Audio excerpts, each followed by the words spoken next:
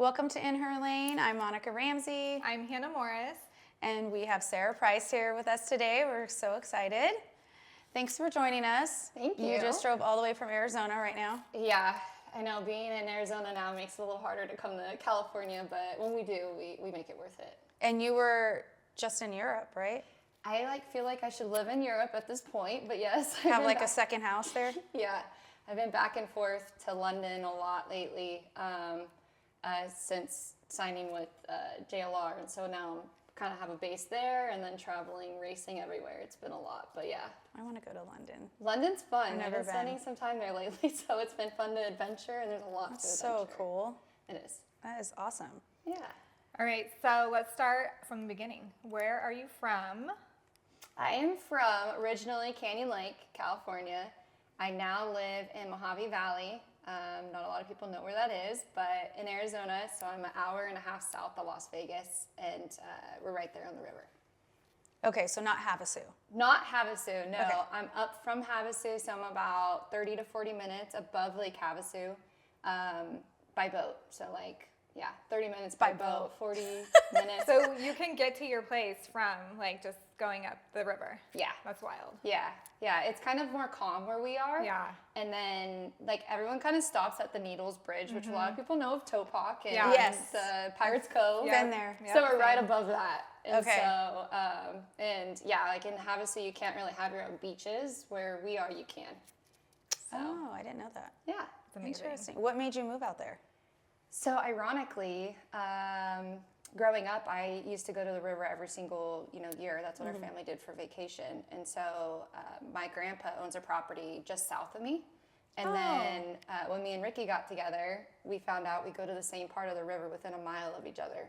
And so his parents have a house about half a mile up from us. So it's a family affair. Yeah. So this property came up, and we were just like, all right, let's go for it. Meant to be. Yeah. So How old are you when you started with wheels? Anything on wheels, it seems like. Yeah. Or motor or anything. Yeah. I started at 8. Okay. Yeah, I was into horses first, and then my brother raced moto, and my parents didn't know what to do with me. I had too much energy, and so they're like, we need to do something while Dean's at the track, putting in his motos and practicing, because we take Sarah, and she's just driving me crazy. So my parents bought me a 50, and I honestly didn't get off of it until it ran out of gas. And then that was it. And so did you ever do any other sports, or was it strictly dirt Horseback. bikes? Oh, the horseback. A lot of Did you horseback. go to regular school, or were you homeschooled? I did go to regular school up until, I think it was 7th grade or 6th grade. And then I went to On Track with Andrea Lieb, which is Michael Lieb's mom. I remember when she started that, and now it's huge. Now Yeah. everybody, it's all the siblings do On Track. It's crazy. It's amazing because you can actually get your diploma. Yeah. So I honestly, I hated school. And so I was not good at it. I'm Miss ADD queen. So it's just get Same. it done. If I like it, then I can focus on it. But I didn't like it. So I really just put my head down traveling to nationals to get it done. And I did at 16 and then got my diploma. And Dang. yeah. And And now now- I do a scholarship every year with them. You do? Oh, cool. Is it called the Sara Price Yeah. Scholarship? Yeah. Oh, yeah. Did they just give it out at Loretta's? Yeah. Oh, cool. Yeah. They have a big Prom? ceremony. They have a prom. Oh, really? Yeah, Yeah. there's a prom and a graduation. big ceremony graduation. at It looks Loretta's big now. this year. It's really cool. Oh, so yeah, when I did it, it was just starting. Yeah. So Probably they 6 of didn't you. Really there was no one. There was maybe 3 of us that graduated the first one. And then, now it's so cool to see it grow, and that's amazing. It is cool. It's really Yeah. cool. So you started riding at 8, but then when did you start racing? 8. Soon after getting my first dirt bike, my parents had a friend, and they were like, you need to take Sarah to a race. They're like, just enter her. She's pretty fast. And I won my first race, and then you guys know how that is. Yeah. It's You just- got the I got the theme. Yep, the addiction started, and then it was just like, all right, let's keep racing, and I want to, do this and that. Ended up doing Hot Summer Nights at Paris Raceway, which is, I don't even know if it's still around. It might still be. Do you know? I have no idea. I have no idea. Yeah. We haven't done that local racing in a minute, so. It's fun. We should all go back and just do some local That would races. be so fun to have everybody come out of retirement and just Yeah. freaking do it. Yeah. I could Not at Paris, though. Somewhere else. Where? Paris is so close, though. Yeah, Paris is so easy. True. It's so easy. Okay, so then you had 19 amateur titles, is that right? Before you went pro when you were 16? Yeah, so 19 amateur titles. That's insane. Yeah, when I turned, I think it was 12, my parents took me to my first national, which was Lake Whitney in Texas, and they called it the Big Nine then, or whatever, Big Six, Big Nine, I forget what all of them were, but yeah, it was Lake Whitney, then you go straight to Ponca City, then you go to Loretta's, Oak Hills, World Mini, Mammoth, I don't even know. There's Mini Olympics. Yeah, Mini O's, and a few others, and we did that for quite a few years, really hard before I turned pro. So yeah, from like 13 to 16, So you were just winning everything. pretty much. Who else did you race? Was there anybody around you that you raced, or were you just dominating? Yeah, in the amateur ranks, I think Filek and a few of them were in the amateur classes with me a little bit for a few years, or maybe a year or two. But they moved up before I did. I was a little younger. So yeah, there was quite a bit of competition, like on Loretta's gate. You know, you have a full 40 females. But yeah, no, it was crazy. It was, you know, Vicky Golden was racing that time with me, Alexa Pearson. And yeah, it was just wild. And we all kind of moved up together. So like when I turned pro, we were all kind of pro at the same time. And was the women's motocross, like the WMX, was it around still there? Because I know it was like big, and then it kind of like went down a little bit. Was it still pretty big when you were racing? So I feel like it went up with like Steffi Baldez, right? Jessica Patterson. Yeah. My Well, she was sister-in-law. our era too. Jessica. Oh, she was? Yeah. Okay. So I raced with Jessica through my whole pro career. Okay. And I feel like it went up with them, and then it kind of went down again, and it crashed. And then our era, it totally I went remember up that. and it peaked. Like we were on TV, we were the third moto in outdoors. Like it was pretty good. So cool. Yeah. So there was like a future in it, and you could Yeah. like see it and work towards it. Yeah. But then, you know, once we got there, they took us off. We were in X Games. That was a great thing. But then it was kind of like, okay, well, why are we focusing on outdoors? Because no one wants to support it because we're not on TV. Yeah. So let's focus on X Games. And then that stopped. And so it's now kind of like, you know, it wasn't worth it. It's like, okay, what are we working for? Because there's no way to totally make a living in this. Yeah. And so, yeah, pivot. But I can see it coming back. And I've seen it the last year, I want to say. How cool is it? Like, Yeah. okay, so I'm sure you just saw, like, on Loretta's, like, I was going to ask, like, how are you feeling about, like, just it's coming back? Like, well, Lachlan Turner, they call her Lala. And then I think that's Racine Williams. Yeah. And I'm just like, these girls, I should just Everyone, yeah. Yes, in the it's class. so cool. Yeah, I know. Against the boys, killed it. Against the boys. It's so rad. Yeah, it's coming back, I think. And then now the WMX was the third race again in the last nationals I seen, and they actually had TV coverage for one And of the motos. I think they're getting TV coverage They are on a moto this weekend. Yeah, so like that's so cool, and that's what you need, like To grow the sport Yeah. in that area. And you can't do it without funding. Like, let's just be honest. It takes money. And so if you have a reason to be able to give sponsors a reason to give you money to be able to support it, that's what you have to do. And TV is the way to do that because they all want recognition. Totally. I Yeah. hope it keeps growing for the girls. Same. And that it'll only help grow the whole sport. Yeah. Totally. If the women, you know, Yeah. are supported and come up and get recognition, it's just going to bring different fan base and everybody wins kind of thing. Yeah. So then you eventually signed with Factory Cowie. How was that? It was amazing. So, like, if anyone ever seen me in motocross, I was Cowie. Like, I was the Cowie girl. And so that was my dream. You know, my actual dream was just to be on Kawasaki Team Green. I had no idea that I could reach the level of being considered a factory racer and to be, you know, underneath the same tent as Chad Reed and Villapoto and Nick Way. It was just kind of like, this is crazy. This is awesome. This is a dream come true. And so, yeah, Monster Energy Kawasaki and still with Monster, you know. Like, I see it's that. been forever. Dang. But it's that's like where a it started. lifelong commitment right there. Yeah. And that's a big sponsorship. It right is. there. Yeah. It's a cool one. Yeah. So Now, my husband coached you for a little bit. Was that during your pro? Yeah. Okay. Yeah, I couldn't think it was remember. right before. Right before, right? Yeah, I think it was right before I turned pro. Was when I was with Nathan, Yeah. and I was always at your house Yeah. and training. I didn't know you. if you'd remember because you were like young then. I remember. Yeah. That was so cool. I know, it was amazing. I was just telling my boyfriend's dad, I was just like, yeah, I'm going to Nathan Ramsey's Wives podcast. Aw. And he was just like, no way, that's so cool. We And then I was like, appreciate Andrew's it. short sister. All the people. All the it's, people. It's weird because, like, growing up, I've always watched Andrew. And then now I'm like buddies with him. So it's like funny. Like, we were just at Dakar going through it together. Yeah. And yeah, like I'm really close to Andrew now. So it's so I cool. know. To, like, Well, and it's cool how you guys have kind of done like the same thing. Like you both started, you have moto roots, and then you kind of went to like off-road stuff. and Yeah. So, yeah, but yeah. Okay, so you mentioned the X Games. Yeah. You won a medal there, right? Yeah, I got third one year. What year? Do you remember? I think it was 2011. I'm always amazed how athletes remember the years. Oh, and like down to like the race, like this happened, but like I know exactly what happened in the race. Yeah. It's so crazy to me. I can't even remember yesterday, and Nathan can't remember much, but he can remember but those he details. could remember Yeah. 2003. What kind of Detroit race, what Supercross, happened, yeah. the weather, everything. Yeah. I guess so. Yeah, I think it was 2011. Was it in X LA? Games. Where was it at? Yeah, It LA, was. Those in were the the Coliseum. heydays. Oh my gosh. Yeah. X Games used to be so fun. It The was parties. fun. We went Yeah. to the Fantasy Factory one year.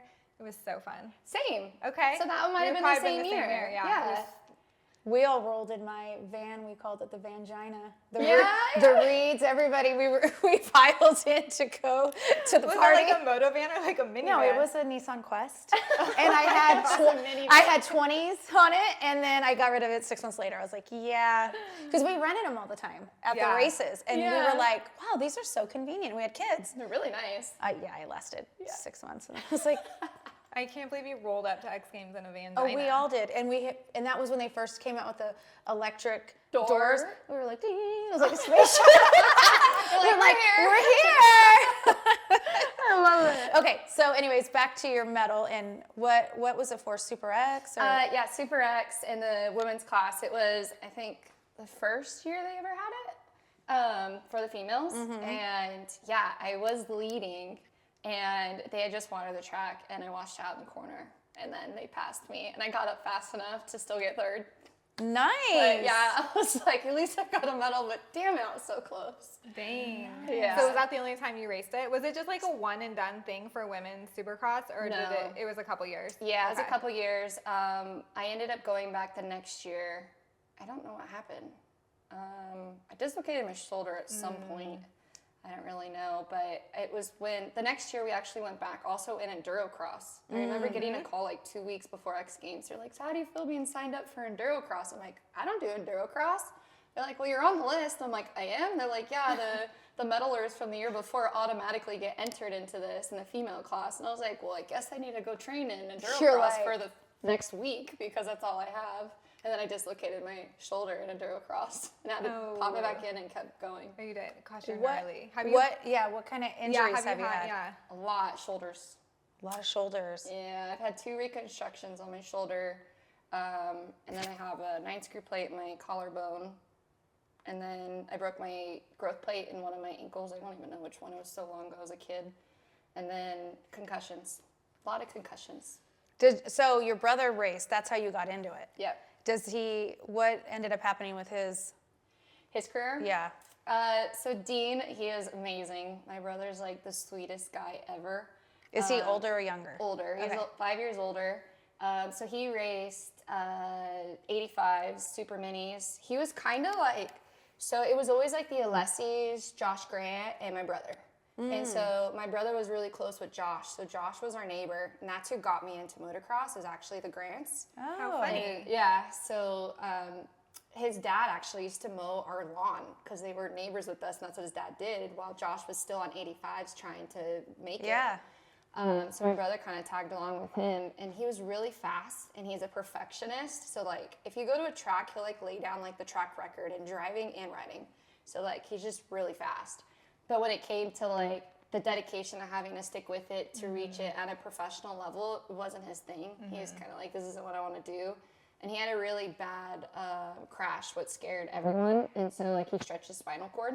Oh. Yeah. And so after that, he was kind of like, I'm going to live the normal life, not dedicate my whole life to racing It's hard. life. You have to be fully enriched in it and love it. And Did he do amateur races too, or no?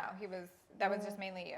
Yeah, mainly me. Like anything out of California, my brother didn't really do. Okay. Yeah, that's Cool. when I kind of took it on. And he was kind of fading out at that point, not racing so much. And then he was just going to school and doing the normal stuff. And then I kind of was like, Mom, Dad, come on. your Yeah. parents are like, wait a minute, we thought we were just doing this till your brother. Yeah. And then you just take off. That's so Yeah. cool. It is. So I was reading that you, in 2015, now correct me on the date, you won the Terra Cross. Is that how you say it? Yeah, it was a... Championship? Yep. Yeah. And it was like a sweep, right? Yeah, You won like every race you entered? So was this like the crossover from moto to off-road? Pretty much, yes. That's when it kind of started, for sure. 2015 actually is when me and my friend Erica, we were reading Marie Claire magazine, and we saw this race pop up in it, and it was a 4x4 race, and it was called Rally Aisha de Gazelle in Africa. And like, I'm like a little gypsy. I love to travel. I love to see new cultures and experience new things and kind of just put myself in the deep end in things. And I was like, Erica, do you want to go and do this rally race in Africa? And she's like, I'll do it. I'm like, all right, cool. So I raced for Kawasaki at the time. It was kind of at the end where I didn't know what to do. So then I was like, well, let's go to Cali. Let's have a meeting with them and see if they'll give us a side-by-side to use. And we did. We went there, and Erica's never been in a meeting like this before. She was so nervous and scared. I bet. It was so funny. And then we get a call the next day. Yep, we'll support you with a car. So then we're like, oh, We got to do this now. now we're like committed. We have a car, and now I need to figure out how we're going to ship this car to Africa at like 20 years old, and then also like figure out how we're going to pay for this and what we're doing. And so Where are we staying? yeah, we had What are we no doing? idea. Yeah, we ended up. It was a 9-day rally. You don't get your phone, no GPS. It's dead reckoning. So you plot on a map, a 1950s map, and then you have What? to figure out your way around Africa. And so me and Erica, we had like the adventure award because 2 nights we stayed out there in the desert with no like interaction or like no way to contact anyone. That is gnarly. And you're 20 years old? Yeah. Over my dead body would my 20-year-old daughter go do I that. know. Yeah, it was crazy. Well, I think I was 2015. So it sounds like your parents supported you in everything that you did, or? They supported me up until. And I don't mean like basically 18. financially. I just mean like, what did they think about you doing stuff like that? Yeah, no, my parents completely support me. Yeah. Because they know, like, my dad always taught me, like, if you're going to dedicate yourself to something, if you want this, like, you better dedicate yourself 1,000%. Yeah. It's not like, you can't be half in, half out. Like, you Well, it won't focus on work. it, and then we'll support you, you know? And they did that with motocross all the way up until 18 years Yeah. old, and they retired, basically. And then, then my transition to figure out what was next. How was that transition going from motocross to That off-road? was the hardest time of my life, 100%. And you guys would probably relate with this, like seeing your husbands go through it. But I didn't go to school. I didn't have that social interactive. They didn't actions. either. I mean, as far as college. Yeah, You know. so you're kind of like Now what? awkward, and then you don't know who you are because you just know yourself as a racer. And so I thought like I was gonna have this future in racing. My whole childhood, I like, worked towards that. And then I was like, now what? I don't have that. Like that's not gonna work out. So what am Because I your gonna- identity is that. That's Moto, all you've yeah. been since you were a kid. Yeah. So after that, I kind of was like, super depressed. I was just super bummed and didn't know what to do. And And how old were you at that time that you decided to? about 18, 19. Okay. Yeah. And Was this like a your choice thing, or it was like there's no more like women's stuff happening, or like how did that all like transpire? yeah, it was more kind of like the time everything kind of was starting to just go the opposite way in support and sponsorship, and it was just there was no future. And my parents sat me down and they're kind of like, hey, like you're 18, like we kind of have to figure out a future for you. This isn't what we thought. There was no light at the end of the tunnel. Yeah. So yeah, we kind of made the decision like, all right, well, we got to start figuring this out. My parents weren't going to keep supporting me Yeah, to keep trying to chase this For no goal at the end. Like, what's it? Yeah. Yeah. So I started working for my parents' business, which is an auto paint company called Auto Styles. And I was like going there like 9 to 5, and I was like, I hate this. I can't do this. I was like, Mom, Dad, I can't take over your business. I can't do this. I'm sorry. And they're like, that's fine. They're like, we actually appreciate you being honest with us. I was like, but I do want to do touch up. And that's what my aunt did, my uncles, my cousins. We did auto paint touch ups. So like we were color matching specialists. Oh, yeah. And so I put my head down and I just was like, you know what? Okay, like how, like, one, I was blown away that you had to like make $1,200 a month just to afford rent somewhere. I was like, how do And now people- it's more than that. Yeah, I'm like, how do people make $1,200? Like, that is crazy. You have to pay that to live in an apartment. And so I was like, I really need to get my stuff together because I don't know how I'm gonna make this life work. And well, I started my auto paint business. I'll never forget like showing up to some of the dealerships and being like, yeah, like I'll show you a demo. And I did one car, I think I spent like 4 hours on it, and like you should only spend like 30 at the most because like you're just losing money at that point. Yeah.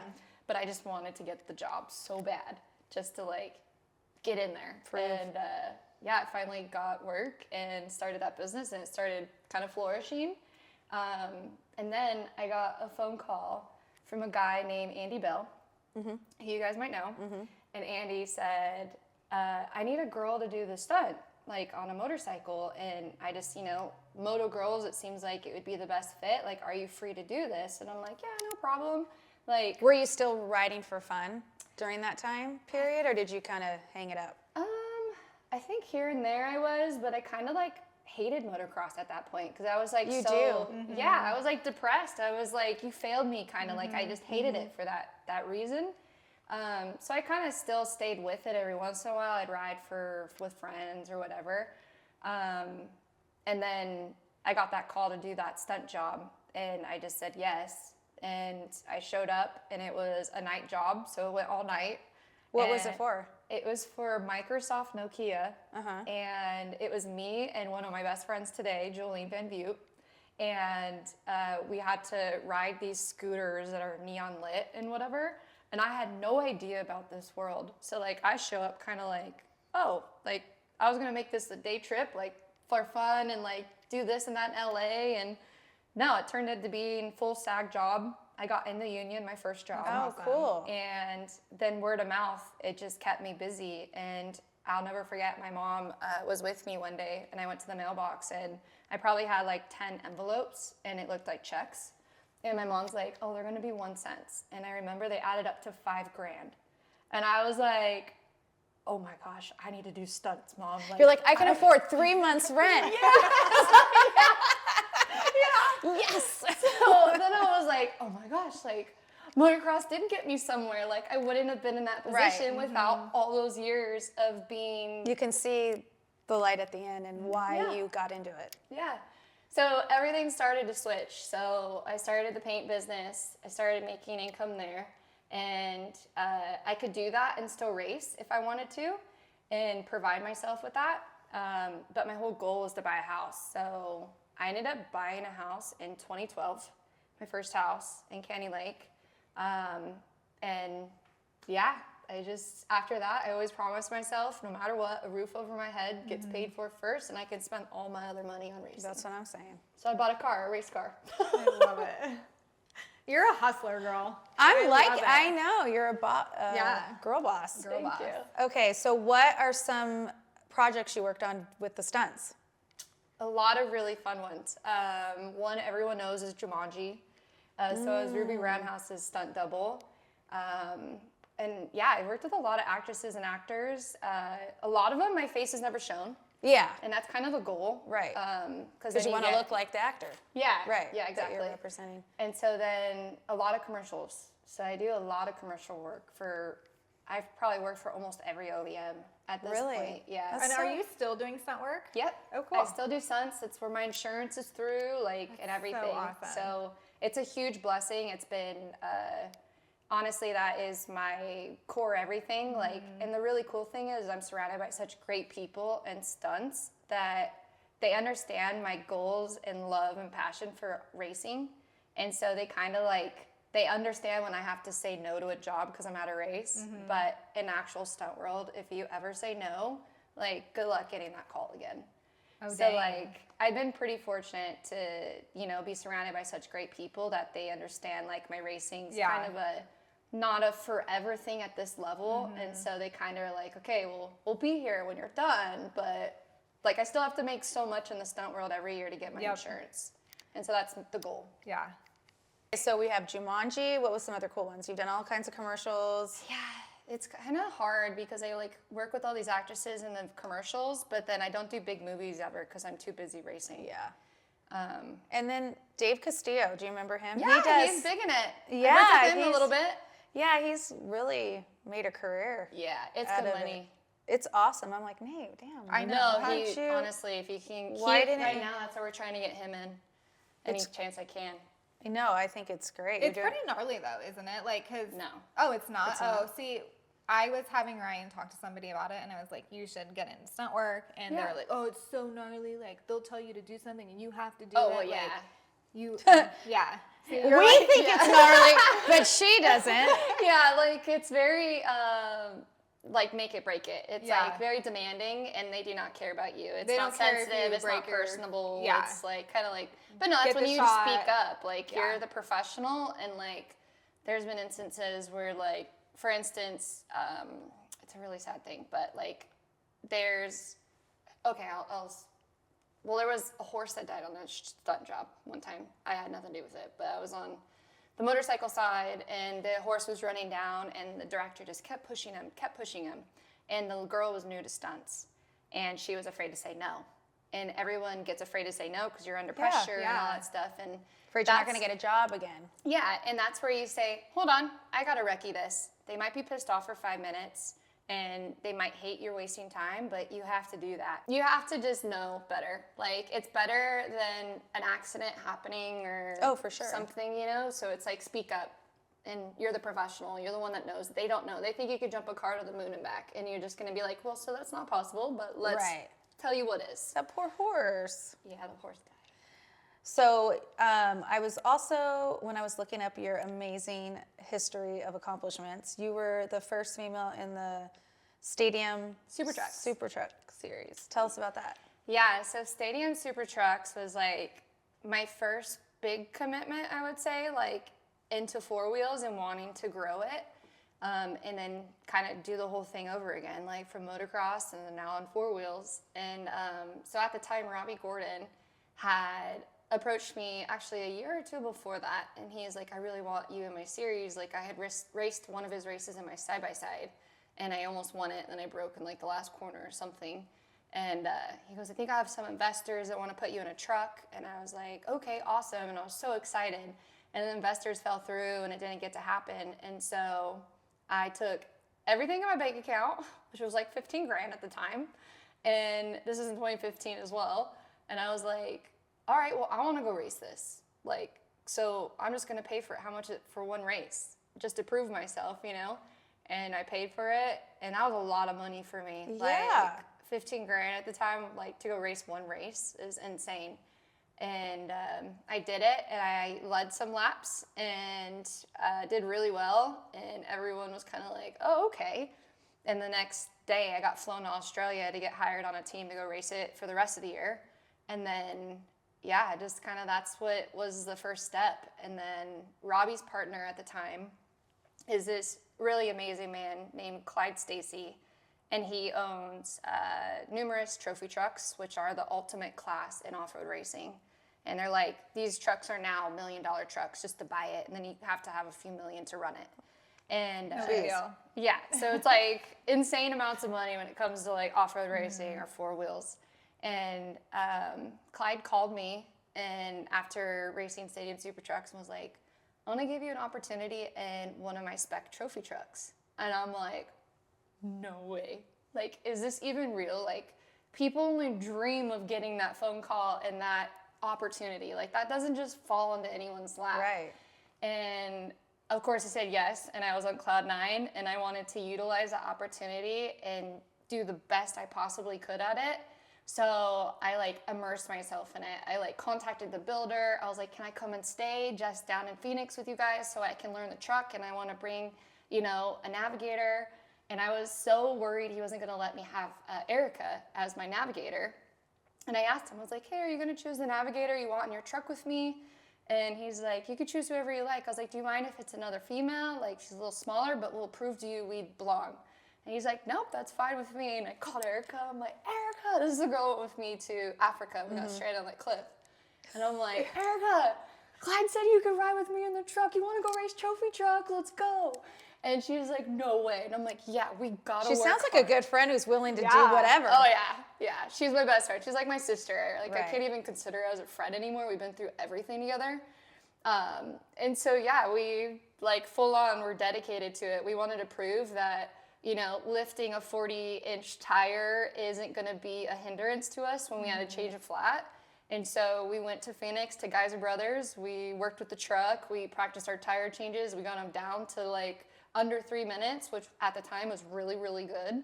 Now they're doing them at like, I don't even know, under a minute. But they have automatic Yeah, I jacks can and all totally do that in under 3 minutes too. Yeah, me too. I can't even change my own Me neither. car tire. Anyway. So yeah, that's how that all started. And then I got the opportunity of a lifetime, and we ended up doing really well. That's so cool. So then it just like snowballed from there. Like Yeah. you were just 4 wheels for life. Yeah, Clyde gave us that opportunity. We took it. We proved we belonged. And then I raced his trucks for, I think it was 2 or 3 years. And we won the Baja Championship in, it was 2019 when we won the Baja Championship. So the first year I raced with him, I think, was 2016, maybe. I don't really know these timelines. Now, the Baja 1000. Yeah. The championship. So that's not when you did the solo drive. Yeah. That is? So the championship is the 250, 400, 500, and 1000. So there's an end championship for just Baja races Oh, for okay. international. The 1000 is a part of that, but everyone knows the Baja 1000. Like, Yeah. even if we go to Europe, no one knows anything else besides they're like, oh, like Baja you race? Yes, like Baja. That's what I race. So you were the only female solo driver doing that? In my class. Yes. Yes. There is another female. Her name's Kristen Matlock, and she's done it in the side-by-sides. Okay.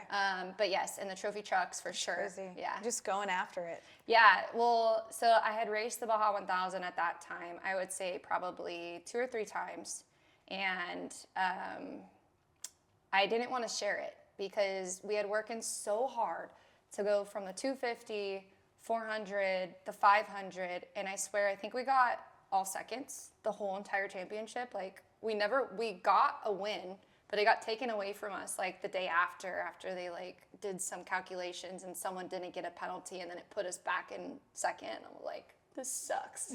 But twice it happened to us where we like got the win almost like taken away, and it wasn't our fault or anything we did, but it was like someone else would like jump around for some reason and like penalties. And so we ended up second, like super consistent.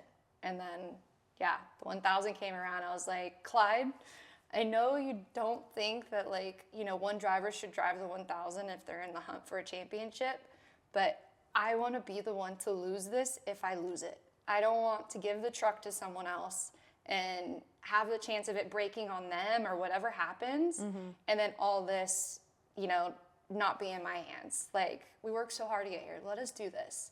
And he did.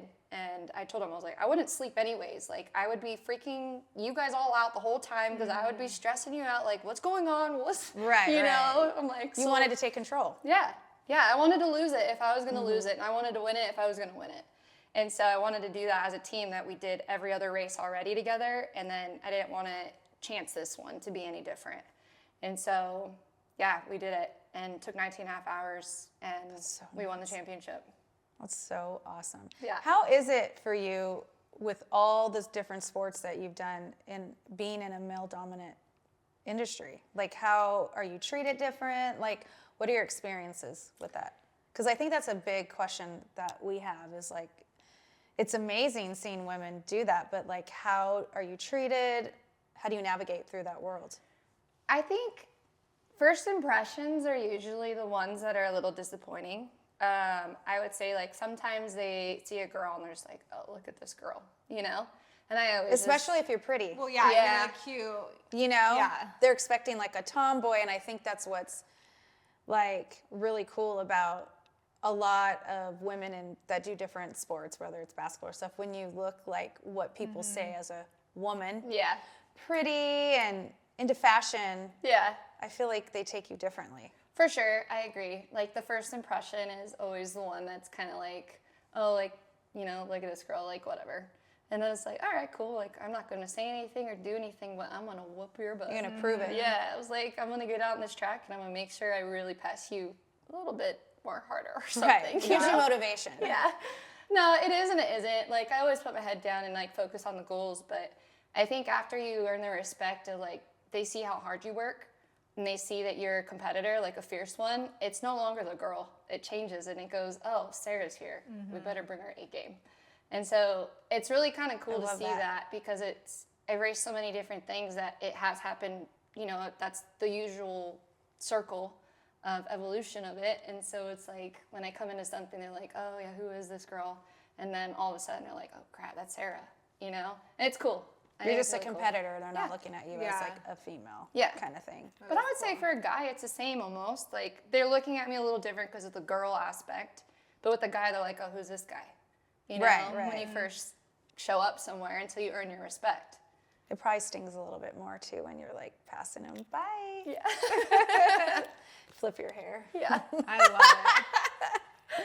That's so awesome. Okay, so we're gonna get into personal life. So, who are you dating right now? Right now. As he just walked in, he's actually behind us, sitting here, looking like a little kid on the bench. So yeah, I'm just kidding. my significant other is. Who is your significant other? Ricky Brabec. And how did you guys meet and all the Instagram. good things? Oh, you did meet Yeah, on So many Instagram. people in your generation always. It's like the dating app. It is. It's I mean, like, you know, you slide into the DMs or you start off by liking their photos. So did Oh, you yeah. guys know each other at all, like prior to the slide into the DMs? Who slid into whose? he slid into mine Okay. for quite a while. Ooh. He saw, It's like I knew what I wanted. Yeah, and the worlds are really different, and they're super actually separated. So off-road racing on motorcycles and motocross racing are totally different worlds. So like, would you know much about off-road racing? No. Knowing, yeah, see, Nothing. You just know supercross. I didn't and know motocross. Baja had like 200, 500. I didn't Yeah, either. I didn't know I any don't of that. I did not Exactly. know anything about it until my brother started racing. And even now, I'm like, I didn't even know about amateur racing until Nathan had the Orange Schools. Brigade. Orange Brigade when he started training and then coaching, and then when he took the position at KTM with, you know, being the head of the Orange Brigade program. I Yeah. didn't realize how crazy that whole That's a world. Yeah. world is, but Yeah. anyway, so Off-road off-road. is like a whole nother beast. Yeah, it's totally different. So like now I'm racing off-road in cars, but I never did on a bike. So like I didn't know who he was because like I paid attention to Baja, but I didn't pay attention to the bikes in Baja. And I guess we should give a backstory on who Ricky is. Like, what has he done? So he's won like everything in off-road racing, pretty much. Like, and even all the stuff that I wasn't familiar with. So like the National Hare and Hounds. I have heard of that. Yeah, I heard of it, but I didn't really. I don't know what it is. I don't know what it is. Yeah, same. I was just saying. Vegas to Reno, I've heard of that. Yeah, he won that. Baja 1000. The Mint, he won that. All the Bajas he won. And then his biggest thing is he's the first American to ever win Dakar, which Dakar was my dream since 2015 when I got back from Africa on that rally. And so that's his, like, I don't think Americans quite understand like how big Dakar is. Like I had never even heard of it, and I grew up in moto my whole life. yeah. And it's the biggest like race in the world, Yeah. right? Like Yeah. Biggest, toughest race Yeah. in the world. It's how long is it? about 14 to 15 days, and it ends up being a mileage like 5,000 miles ish. It In can give or BRB. take. Yeah, And it's crazy. so dangerous, and they're going so fast. Yeah. And it is How the long are your craziest thing. days? Because if you do, About 10 to 12 hours in the Okay. car seat, like driving. and then do you just camp out? Sometimes, yes. So like there's marathon stage and there's the 48 chrono. So that's where we camp out. One of them, we get given a tent and we have kind of like some resources to like a bathroom. And then the 48 hour, we don't have anything. We sleep next to our car. That's crazy. Yeah, it's amazing. It's such an amazing. addiction. It's an addiction. It's like crazy because you just don't know what's going to happen. Like and Unpredictable. Yeah. And then the navigation is super hard. So. Well, and the navigation is so insane, especially for the rally guys. I don't know how you navigate in a car or side by side or anything, but like they're literally going, I mean, how fast are they going? 80, 100 miles an hour? 105. What's your top speed? 100 miles an hour. And the navigation it's literally the craziest. It's on this like piece of paper that like scrolls. Yeah, it's called a scroll. So. And it literally will be like, turn 15 degrees. I don't even know how to explain it, but it is the craziest thing I've ever seen in my entire life. And That's they're insane. going that fast while reading Reading a scroll. Yeah. Yeah, exactly. And they don't know what's coming. It's not like they pre-ran it or it's a course. And it is the How's the craziest medical thing. staff there? I mean, honestly, as a nurse, I gotta think Well, that. Yeah. Ricky has a helicopter chase. No, he's not allowed. You aren't allowed to have anything. No you communication with your. did. No, they have a medical helicopter in They case do. of something. So when Ricky crashed in I forget. When did you break your neck? 2022, 2023? He broke his, technically his back. He was airlifted, and then it was raining and storming. They had to drop the helicopter. So like I'm at home, I'm watching everything through my the gosh. like app and timing, Yeah. and then they just say Ricky Brabec out with neck injury, and I'm like, oh no, okay. It's like 2 a.m, and I'm like, they're racing Saudi Arabia, right? So this is through Saudi, and I contact Johnny Campbell, which is a legend in Baja racing and in American off-road and in Dakar. And I'm like, Johnny, what's going on? And he didn't even know yet because I was just watching it. And so I was like, okay, well, if they said neck injury, that means he's awake to say that? Because he would have to have said my neck hurts. Right. They wouldn't know. Yeah, because those are my 2 biggest worries ever is it's like, I just need to know 2 things. Is he conscious and is he walking? And then I couldn't get those answers. I just had to like come up with all these scenarios in my head. And then they dropped the helicopter, and then they need to go put him in an ambulance. Took them like 3.5 hours to get to the airport. Like Johnny and Monster Joe were waiting. BFE. Like, Yeah. And then from there, where did he go? Well, from there they did x-rays on his neck, and he's broken his neck before, I think 2 times before. Jeez. And so he knows what it feels like to break your neck. And so he was like, it's a frying pan on my neck. Like, I know when I break my neck.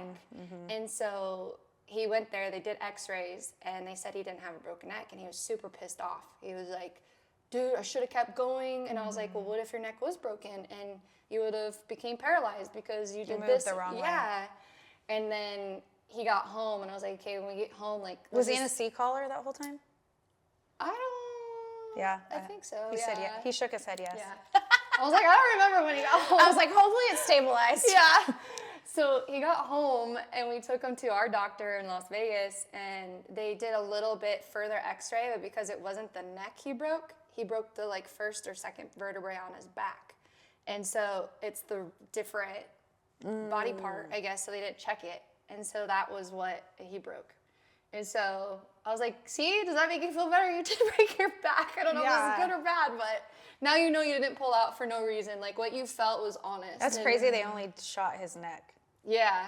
his cervical. but they're in like, I know, I'm sure I know. there's nothing Yeah. nearby. That's what's scary when you guys do those races in BFE is I think about from a medical Well, and standpoint. it's so, I mean, people do, definitely. Yeah, every year there's Yeah. some tragedies. It's pretty but gnarly. It's kind of what you sign up for, but they have a really amazing staff and a lot of personnel on the ground. So like there's tons of helicopters, insane amount, and doctors. They have their own hospital in the bivouac. Okay, that's like good. it's pretty like for what you can have out there, they have everything possible.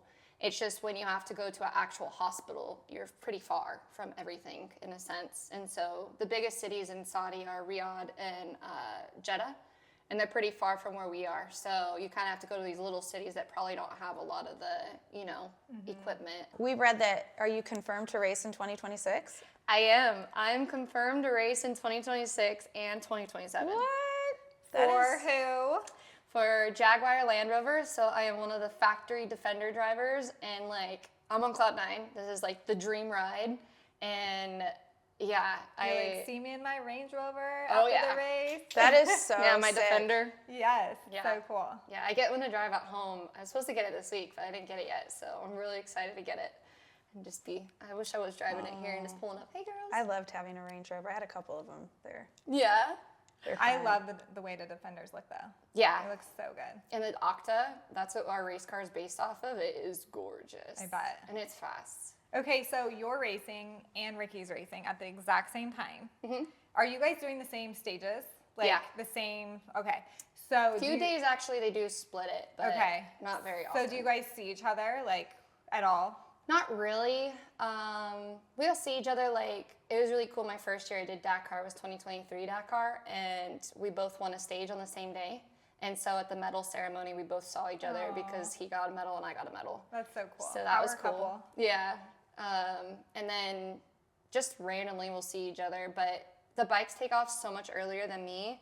And then he's usually going to bed by the time I get back to the bivouac. But So you he'll kind of usually, miss each other. yeah, but he'll like text me if he can before they take off, and his phone gets locked up, and then mine gets locked up. Okay, so no phone for the whole time you're there?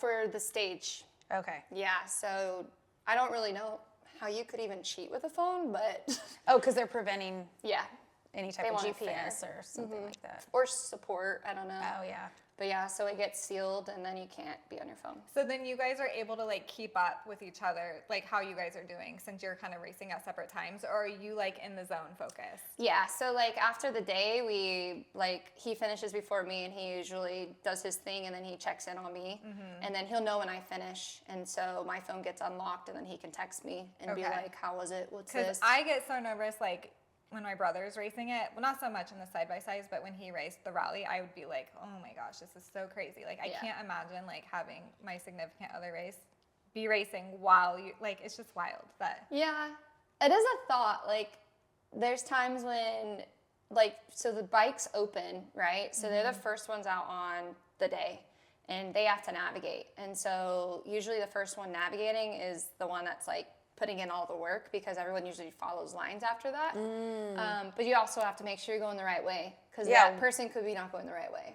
Dang, that is crazy. Yeah. So it's cool. Like, there's one day when Ricky was opening, and, you know, I could kind of like be in his head a little bit to understand like what he was doing navigation wise. And then after I could ask him like, hey, why did you make that turn? That's so nice. Or whatever, because I knew he was opening. So I knew all of our tracks were ending up in Ricky's line.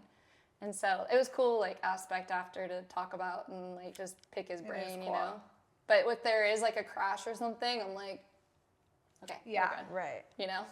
You mentioned Rally and your brothers, so you know her brother through, well, other than motocross. But Yeah. You, did you know him through moto though? Not until the off-road really. stuff. Yeah, I think not until he was training with the trainer that trains me now, and was training, it trains Ricky and Andrew, Jimmy Lewis. And so I met him through Ricky, and then I started racing Dakar and training for it, so I would see him training. Yeah. And then now he was actually on my team this last year. So, Oh. yeah, like we stayed in motorhomes right next to each other. So yeah, I'm really That's so close with cool. Andrew. Yeah, it's really cool. It is cool. Yeah. okay, so you can't stay away from just bikes and trucks and cars. You also do boats, electric boats. Yeah. This is the newest thing, right? yeah, this is the and this is newest why we're thing. going to Europe all the time. Kind of. Okay. And right now we're testing for Defender in our new race car. Oh, okay, And cool. so that's the main reason. And so a lot of JLR obligations and stuff with the new team, and getting the new car dialed in. But yeah, and then I'm racing the boats for Will Smith I know, that's so all around the cool. world. So he owns the team. yeah. What? Wonder what got him into that. And so it's a really cool dynamic, actually. So each team is owned by a celebrity, and then they have investors on the backside as well. okay. And so to get more attention, to get the series to have, you know, just a bigger, Following. following. So it's pretty cool. They're just a new, super, nothing like it type of boat. They're very hard to drive. And it's a lot of fun. I really enjoy it. We have a great team, and it's, you know, just like the racing mentality still. So it's So they just basically lay out a track on the water? yeah. And are they timed, or are you guys just racing, like, do you have a starting grid kind of thing? Or Both. Both? So we do time trials, and then we also do races like they call it, you know, foil to foil, because we're at foils, so it's a hydrofoil boat. Electric hydrofoil power boat is what the technical term is. And so yeah, we go foil to foil.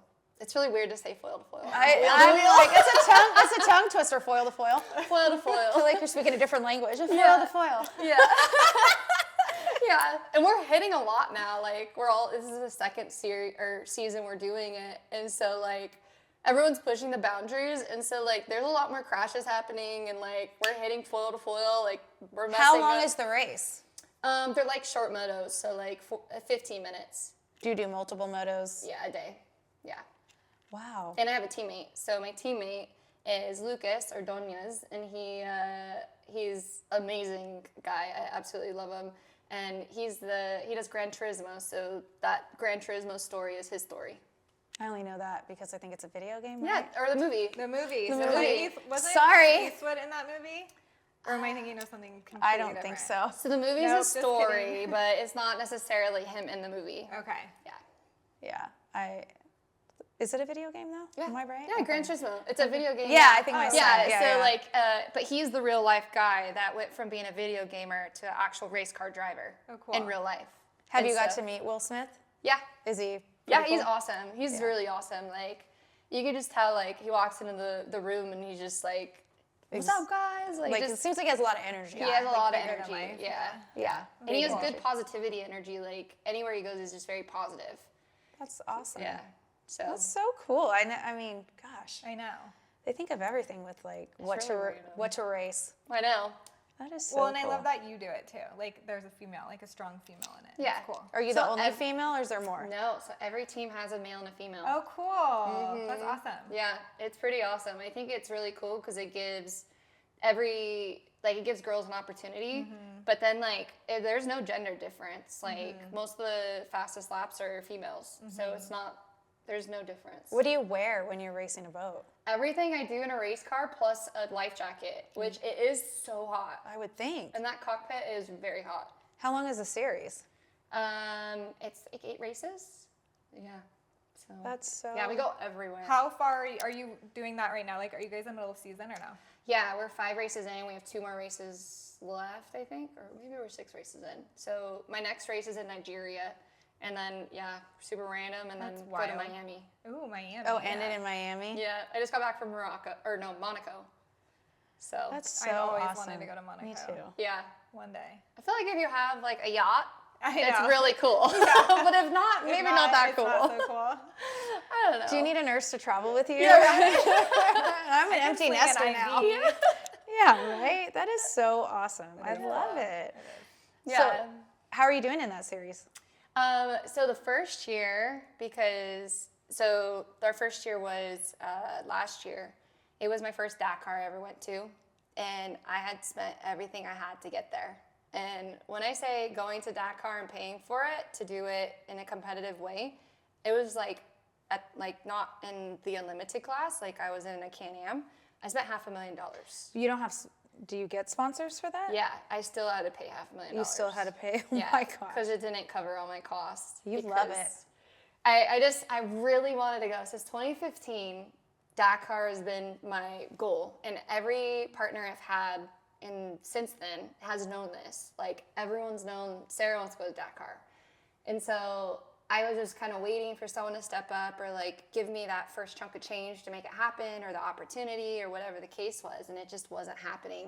And so finally I put everything I had into it, training with Jamie Lewis, with Andrew, Ricky, and I was like, okay, I'm gonna do the one race we have in North America and try to win the entry fee, which is $30,000 just to enter the race. Jeez. And I didn't win it the first year, and then in 2023 I won it.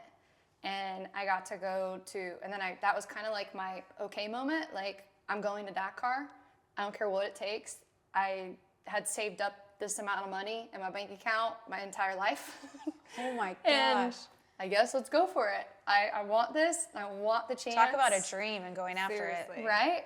But I now look back and I'm like, well, if I'm not willing to bet on myself, then Who's gonna bet on how can you expect these partners or sponsors to?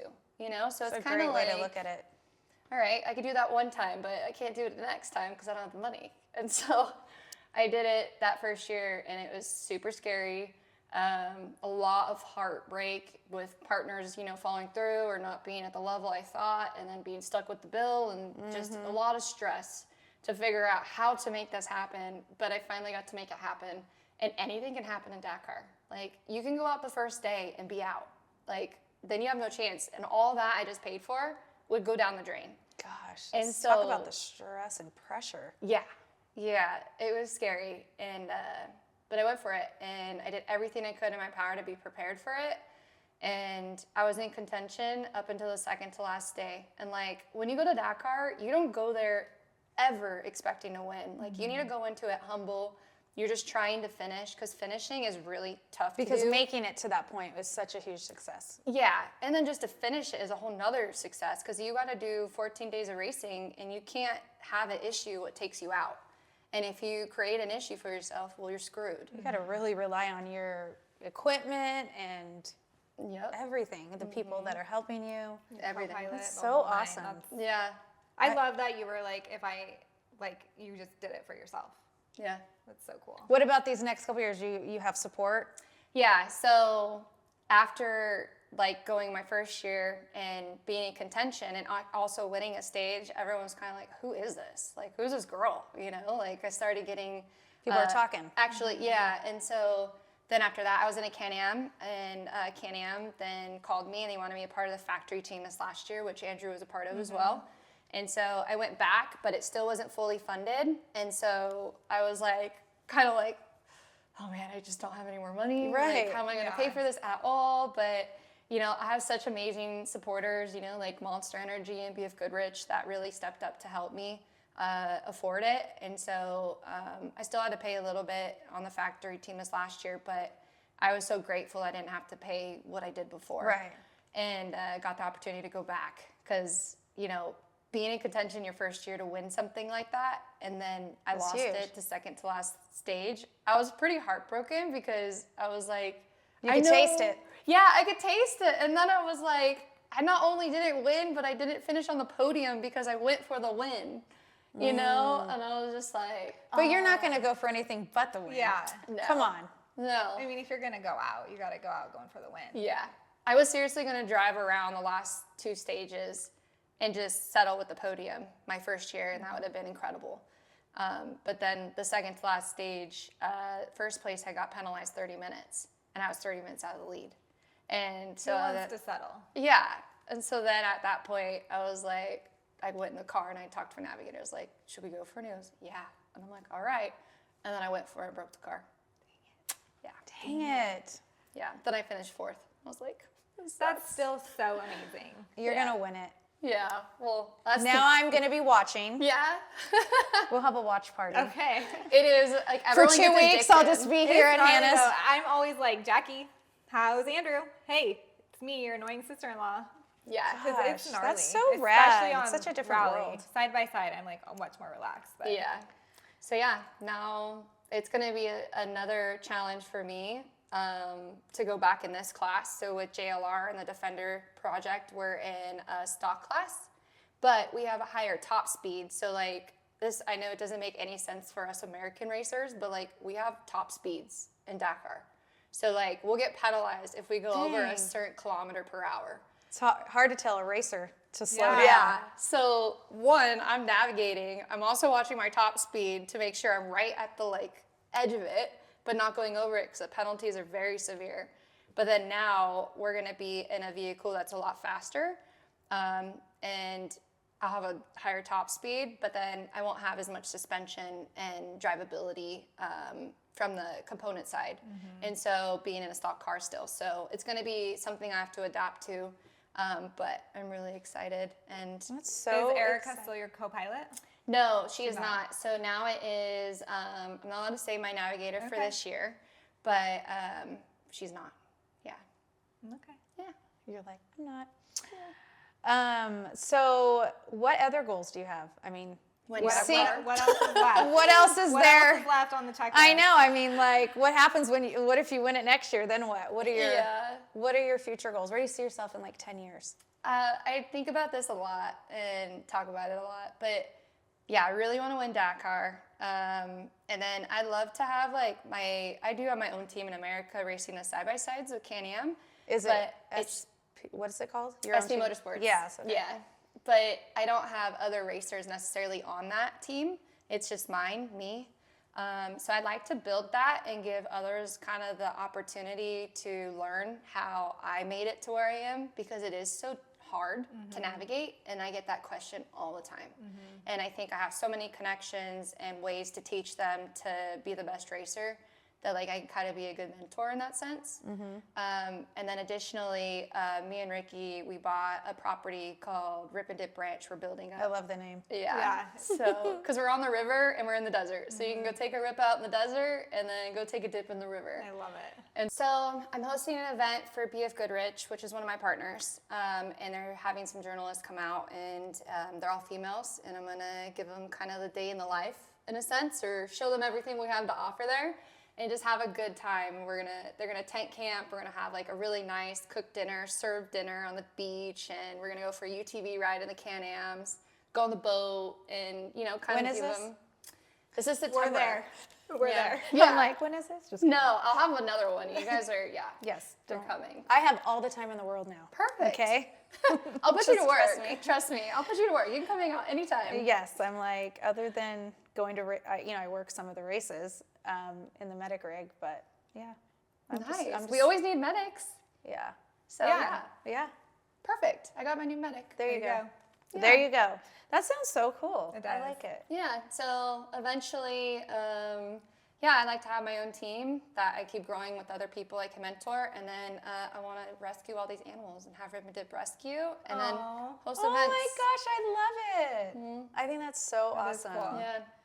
Yeah. So some fun questions. Where are your favorite stores to shop at? Like online? Your fashion. Where do you get your fashion influence from? Honestly, this dress came from Walmart. Or no, Target. Hey, Walmart. But let's talk about Walmart. I follow this girl who does dupes, and they all come from Walmart. They're stepping up their game. They are. They're And then stepping up their Target, game. I'm like, dang. Oh, that's Target's actually always pretty- always Target's has. a staple. I don't know. I like a lot of stuff. I'm kind of all over the place, but fit jeans. That's my favorite jeans. Oh, we've never heard I've of never fit heard of jeans. it. Really? This is why we ask. Oh, it's need amazing. The listeners like to know of fit jeans. They're stretchy, high-end, good jeans. And so they fit your body for a fitness good to know. person, and they snug. It's not they're just a good jean. Well, if you have hips, pulling up. I do Yeah. that with figs. I'm always pulling up in the bathroom because they get stuck on my hips. That's awesome. And then I like Vori right now. I'm Yeah. obsessed with their stuff. Yeah. I just recently ran upon them, and now I'm obsessed. But no, I guess I don't really have a go-to. Place. Well, I that's need fine. to. I need to. But these are all Saint. Oh, I Yeah, love those are All cute. Saint boots. Yeah. They make good product. They have good stuff. Yeah. They have fun stuff. Yeah. I like them. What gives you the ick? Oh yeah. What gives you the ick? Oh man, I'm not prepared for this. The ick. What gives me the ick? I don't even know what that is. I think We'll get to that in a minute. I'll talk about guys asking them things that we females use. They you're don't know. What? I don't even know what the ick is. we did a TikTok Tatum did of Nathan and when we were in New York, and it was I'm gonna say these female items, and you have to tell me what you think they are. Oh. Like a and they're money piece. what? He was like, "Oh, that you're a gold digger." But guys don't hear. It's so funny. I wouldn't even know what a money piece is. It's like this front. The Like chunk my in the hair. front with No, see, I didn't money know that. piece. If you want to brighten up anything, like foundation. We asked him all these things. It's pretty. What's concealer? Oh my gosh. So you should do that one time, and then I you video, should. and then you make them think that they're right. Yeah, I'd be like, okay. You guys Oh my do have good gosh. content together. I do like your content. We were talking about this, and I was telling him that, because Instagram and all that stuff, honestly, I don't love it, to be honest. Because it's fake. it's not necessarily that it's fake. I just hate where it's going. I know. Like, I don't like that you have to be on trend to get views and stuff. Yes. Like, I have such cool motivational content. Like, to me, it's so, like, special and important. And then, like, that It's supposed to video. be personable That's and what I real. like about social media is like I can see behind Rip and Dip Ranch and like, oh, you guys had like water in your shop the other day Yeah. Mm-hmm. or whatever. Like I like that content better Yeah. than I like the reels, like the trends and stuff. I want like that. normal shit. Yeah, me too. like, Yeah. And I that's agree. what engages me. Yeah, same. See, and same. Although I will say when you were on the Monster, you know, like the trend where you were like Yeah. sitting on the Monster. Oh I my was gosh. dying, like the broken ankles and stuff. Well, That I one put was the good. so I put the actual trend one. And I saw then- you do it first, and I'm like, what is this? And then I started seeing it. Yeah. Yeah. So I did the actual one, and then I was like, can we put the real parts out Yeah. there? Because, like, That's the that's best. where I don't like it. I'm Yeah. like, okay, why do you have to do the trends for people to see your stuff? Totally. You know, like, we're It's the having- algorithm. Yeah, it's the ridiculous. algorithm. And I that's don't messed up. like it. Yeah. I don't like it. I I'm don't like, like it either. okay, well, I'm posting like good motivational content for you Yeah. guys, and you Yeah. guys don't like that. I'm like, come on. Or if you don't make it a reel, because if you just post it to your story, they say that the biggest hits you get is your reels. yeah, That's where it is. 100%. And like, Because they're trying to be like TikTok. yeah, and when it comes down to it, as a professional athlete, like that is what sponsors are like sponsoring you for now, right? And so like numbers are really important for people in my shoes, and so it's something I have to put a lot of effort into. And I want to make it real. Like I'm like a real person, and I'm very direct and open, and so I want people to see that and get to see into my life. And I think that's why reels with me and Ricky, they do so well. Because we noticed that too, like we've done a few together and those reels always have really good numbers on both of our sides. And we're like, that's so interesting. Like I wonder. Well, you want people to like you because of who you really are, not because of what you think they want to see. Totally. Yeah, And exactly. I think that's what sets everyone apart. I don't know. That's for me. Yeah. Yeah. I like more real stuff too. So. Same. Yeah. And you keep it real. So Yeah. that's good. Yeah. Yeah. Do you have a favorite drink, whether it be non-alcoholic, alcoholic? I'm sure it's a Monster. Yeah. Yeah. Yeah. No, What about like, do you do coffee in the morning, or you just do your energy I drinks? I do coffee, and then my favorite Monster is a zero sugar OG one. I love that one too. Yeah, it's my favorite. That's my go-to. Yeah. And then, if I were to be drinking alcohol, Yes. it What are you would gonna order be- tonight? I'm going to a wedding tonight. I know. This So- weekend, what are you gonna order? If you're going to the bar tonight, what are you ordering? Honestly, okay. So Faye Campbell's gonna absolutely like lose it right now because she loves it. I love Dirty Shirley's. What's a dirty Shirley? Yeah, I need to know. You guys don't know what a Dirty I kinda Shirley think is? I Is it a do. Shirley Temple, but like With vodka. Yeah, Oh, that's that what I sounds thought. good. I love Shirley Temples. That's my favorite drink. I need a new Yeah. drink, so Okay, I think I'm I'm gonna here for hit it. that Yeah. up. Just Alcoholic- vodka and what, like, is it Vodka, Sprite, Sprite, and I usually like to do Sprite Zero, and then it's grenadine. grenadine? That's Yeah. it. what about if you're on the boat? What are we drinking? Well, usually I would say like a vodka soda water. Yeah. Yeah, I keep do- it light. Yeah. Do you Yeah. ever do like electrolyte drops, like Mio drops? Me No. and Nathan love to do water, vodka, and then Mio drops, because then you're getting like electrolytes and it tastes While you're better. drinking, No. it's like offsetting. We do like a No. huge tumbler at the river. If we ever go to the river, that's a great place because it keeps it cold. Oh. And then all of a sudden, like 5 hours later, you're like, oh shit. Yeah, Because you just keep drinking. It just Yeah. tastes amazing. And, kind of you're just the hydrated. river. and you're and you have no headache the next day. It's awesome. Yeah, see, I'm a one and doneer. Yeah. Me Yeah, too. I don't feel good after a day drinking at all. Like I'm the worst. I too. get Well, the older hungover I am, really bad. getting the harder it is, Yeah. for sure. Do you have any hidden talents? If you don't, Let's that's see okay. here. Riding a we'll- motorcycle. No, I mean hidden that we don't know. He's Um, saying yes. What is it? Where are they? Leaving all that shit right in front of the door. Leaving her shit in front of the door is what Ricky said. There is a method to my madness All of her bags are right there. because I can't forget them. So I put them there right That in the is way. a talent. That's a talent that you can do that. We ask everybody this. What's one thing that if you could change about the sport, what would it be? Referring to like motocross, supercross. I think, I don't know Since if you this is did- exactly that, but I wish that athletes were looked at as celebrities because I feel like they should be the they should be praised, I think, a lot more than they are in the world.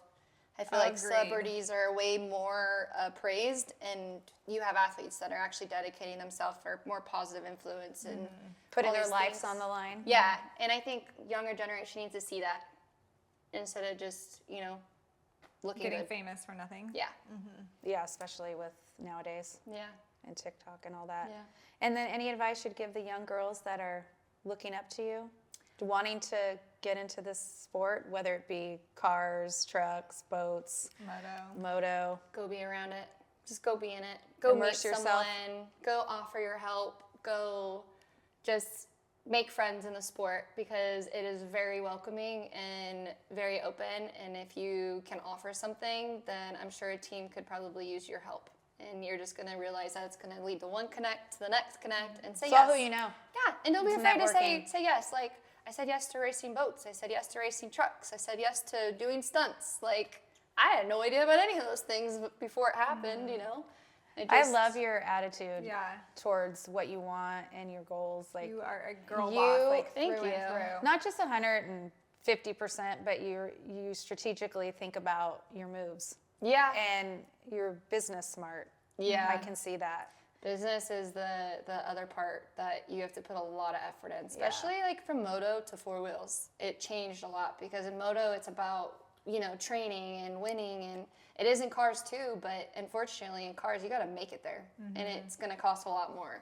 So I mean, just the investment you put, like you said, in your own self, Yeah. and betting on your own self. It's just, I really admire that. Thank That's you. really inspirational and It motivating. is. Thanks. I love it. Once I make a commitment, it's kind of like the blinders go on. Yeah. So like, it's not the greatest for like a personal life, for instance, but Most people are like that. Like, there's no plan B, you only have a plan A. Yeah. And that's what's going to happen. yeah, I want this, I'm doing it. But then before I'm like, do I want that? I don't know. Then it's like, yep, okay. As soon as that door creaks open, it seems like you're like, I'm jumping through that. Yeah, So that's 100%. awesome. Well, thank you Yeah. so Thank much. you. Thanks, Ricky. Yeah. Thanks for tuning in, guys.